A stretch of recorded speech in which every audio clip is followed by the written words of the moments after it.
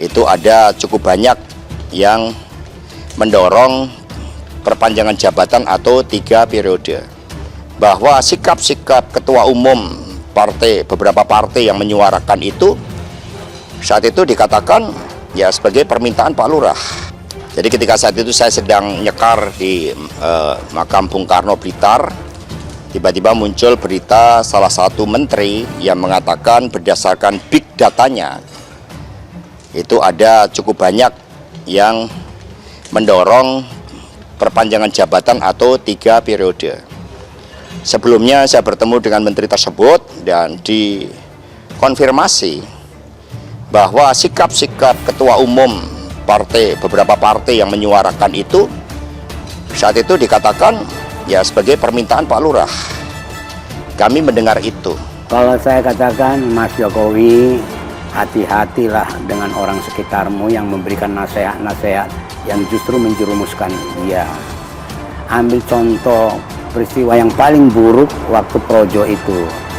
Omongan ucapan dia jangan kesusu, jangan gerasa-gerusu, jangan itu. Dia dipermalukan, 3 jam kemudian lari ke Kartanegara. Gitu loh, nggak ada arti gitu loh. Jangan rangkaian-rangkaian peristiwa seperti ini terjadi ke dia. Bahwa nama dia sudah baik, reputasi dia sudah baik, gitu loh. Kalau saya sebagai teman, sebagai orang yang dekat dengan Jokowi, mengatakan hati-hatilah. Dan kemudian kembali lagi guyup kita. Bagaimana dia dengan Mega, bagaimana dengan Puan, bagaimana dengan hasil dengan kita semua. Ada guyup lah. Emang nggak guyup bang? Nah, guyup artinya, guyup itu tidak fisik saja, gitu. Ada satu pikiran. Kemudian kalau itu pada waktunya nanti, pada saat nanti ini sudah, saya pikir sudah kembali dia dari Riyadh segala macam. Kedepannya, nggak usah lagi. Misalnya yang ditafsirkan, yang bahaya ini ditafsirkan dengan body language-nya, dengan apa mimik apa dia. Oh dia pro Prabowo. Sekarang aja ada beberapa menteri cerita ke saya. Ada sekarang menteri sama ada pimpinan instansi tertinggi itu mengarah ke Prabowo, dianggap mesti pro Prabowo gitu loh. Itu sudah tidak sehat di internal dia gitu loh. Jadi Pak, kita melihat semacam ya rumus sejarah bahwa semua mereka yang tadinya berlindung atau mencari suaka di istana, satu persatu melihat ada cuaca panas di istana dan mencari rasa adem di tempat yang lain. Itu yang menunjukkan dari awal buzzer relawan Pak Jokowi mulai memisahkan diri itu. Apalagi hari-hari ini 2 tokoh, Eko itu saya kenal baik itu, lalu Gubernur Lemhanas mengundurkan diri itu. Jadi ini satu gejala baru bahwa ada kemasukakalan untuk menjelaskan itu, bahwa kemampuan Pak Jokowi untuk sekedar memberi sinyal bahwa dia masih mampu untuk berkuasa itu mulai luntur. Walaupun ada orang yang menganggap ini juga dikirim Pak Jokowi ke Ibu Mega tuh. Saya kira Pak Jokowi nggak berani mengambil risiko itu tuh. Nah nanti ke depan Pak Prabowo, nanti Pak Prabowo juga yang akan batalkan Gibran, misalnya begitu kan. Jadi risikonya terlalu besar. Satu-satunya tanda yang kita ingin pastikan adalah Ibu Mega memang tidak secara frontal ingin berseteru dengan Pak Jokowi, karena ada hitungan strategi semua. Jokowi tentu masih pegang kartu-kartu sprindik dia tuh soal Mbak Puan yang suaminya juga pernah dilaporkan atau pernah disebutkan dalam kasus BTS. Demikian juga Ibu Mega yang saya kira juga tetap disinyalkan soal Madam Pansos dan macam. Itu sinyal-sinyal yang kira-kira membuat kita masih menonton kira-kira endgame-nya seperti apa duel antara Megawati dan Jokowi.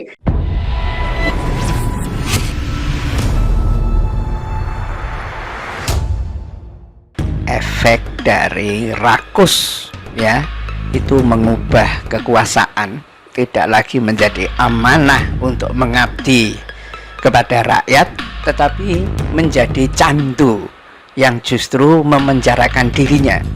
Jadi kekuasaan akan terus dikejar bagaimanapun caranya, dan pada akhirnya ya sampai menusuk dari belakang pun ini kisah sedih dari PDIP itu akan dilakukan. Ya sama seperti orang yang ketagihan narkoba, pemirsa. Nah, ketika orang sudah mencicipi narkoba, begitu katanya ya, maka dia tidak akan bisa berhenti dan kadarnya itu terus naik. Nah, sama seperti yang dikemukakan oleh Adian Apitupulu itu ketika menjelaskan secara detail bagaimana Jokowi minta rekomendasi untuk menjadi wali kota, kemudian nambah lagi ya, kemudian jadi gubernur, kemudian mau jadi presiden ya, kemudian mau lagi ke presiden 2 kali, dan setelah itu minta lagi 3 kali ya, di samping anak, menantunya, dan macam-macamnya ya kan. Nah, Megawati, PDIP bagaimanapun dalam hal ini kalah rakus lah dibanding dengan kadernya ini. Tetapi kadernya ini, Jokowi ini kan disebut sebagai kader terbaik gitu loh. Jadi kira-kira kalau mereka juga akan mendapatkan kekuasaan juga akan mungkin seperti ini juga, mengikuti jejaknya Jokowi gitu. Nah, kecuali keadaan itu memaksa untuk tidak berkuasa.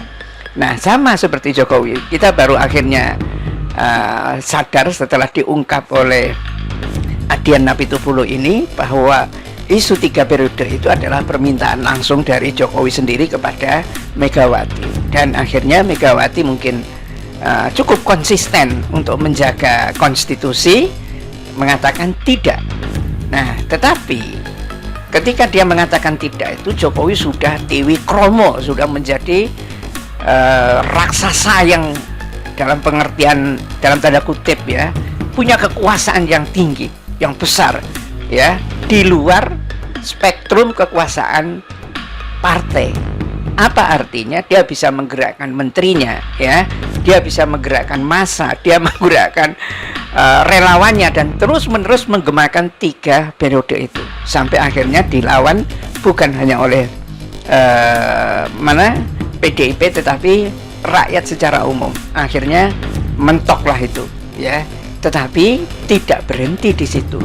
Dia lakukan cawe-cawe, dan pada akhirnya mungkin karena nggak dikasih sama Megawati ya, dia akan mengambil jalan lain, dan Prabowo lah ya yang tampaknya memberikan harapan itu, pemirsa. Jadi memang agak ngeri apa yang kalau kita sambung-sambung dari penjelasan Adian Apitupulu, dan juga ini dinyatakan oleh seorang kader PDIP ya, yang sekarang merasa sakit hati katanya, dan PDIP akhirnya sindir keras Jokowi ya, diawali dengan belusuan, diakhiri dengan tusukan, menusuk dari belakang. Dan yang ditusuk itu siapa? PDIP ya, yang membesarkan dia dari bukan siapa-siapa, itu meminjam kata Megawati ya, sekarang siapapun bukan siapa-siapa selain dirinya tuh ya. Sekarang menerima tusukan dari Jokowi juga. Bayangkan pemirsa ya, ini apa namanya, menjadi semakin jelas setelah keberpihakan Presiden Jokowi dan keluarganya itu terbukti pada Capres Prabowo Subianto.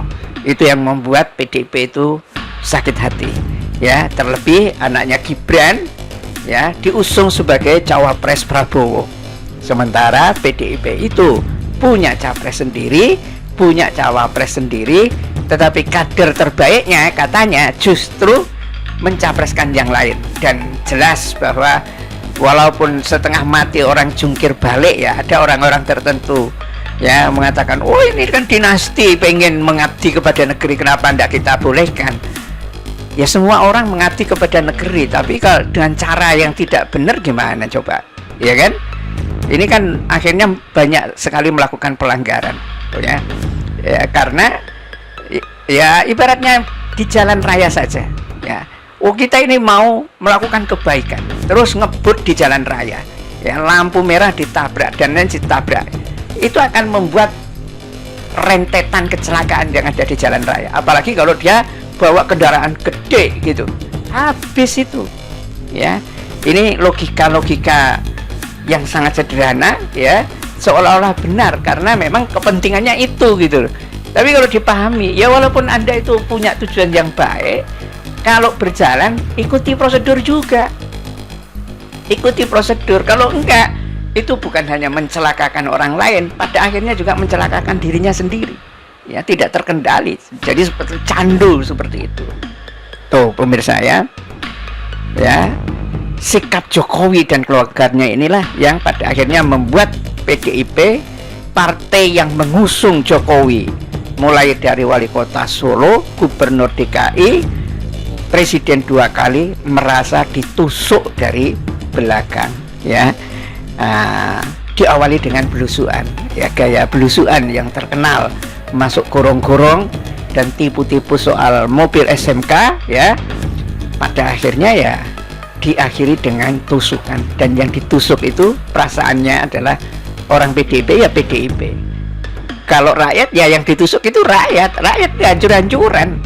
Apa proyek yang dikerjakan oleh Jokowi yang manfaatnya banyak sekali untuk rakyat, ya kan? Ke IKN, kereta cepat ini pemirsa bisa jadi, ya, kemungkinan besar itu malah mangkrak, karena biaya operasional itu bisa jadi nggak bisa nutup untuk sekedar bunga utang dan lain sebagainya, apalagi harus bayar 850 karyawan dari Cina. Ngeri semua yang dilakukan ini, diacak-acak oleh Jokowi semua ini, ya. Ini, ya. Ini dikemukakan oleh anggota DPR RI dari fraksi PDIP, Deddy Yefri Sitorus, ya. Diawali dengan belusuan, diakhiri dengan tusukan, ya. PDI merasa ditusuk, tapi sebetulnya rakyat itu ya ditusuk juga, dan rakyat itu juga dikuyok-kuyok oleh PDIP. Itu juga harusnya PDIP tahu juga, gitu loh. Jangan kemudian membiarkan rakyat miskin kemudian dipelihara supaya tetap miskin, ya. Ini yang bahasa juga akhirnya ketahuan kan, sekarang orang juga inginnya PDIP itu ditenggelamkan, ya, gitu.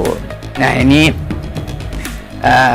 memang situasinya sangat berat, ya, dengan sudah didaftarkannya Prabowo dan Gibran di KPU ini, ya. Pertarungan nanti itu ya antar mereka berdua, karena ceruk suara yang dimiliki dari mereka ini sama